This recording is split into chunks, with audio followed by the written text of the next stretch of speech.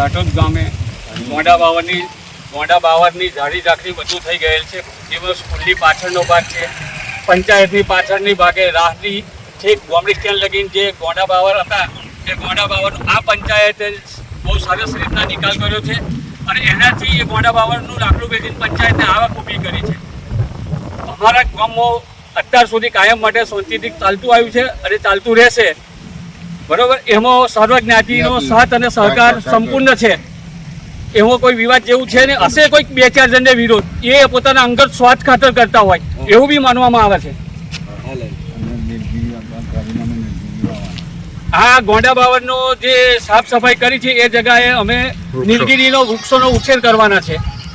પંચાયત તરફથી નીલગીરીઓનું વાવેતર કરવામાં આવશે. એનાથી ભવિષ્યમાં પંચાયતને સારી એવી આવક ઊભી થાય.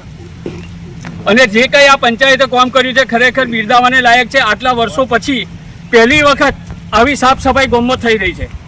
ભારત માતા કી, ભારત માતા કી, માતરમ.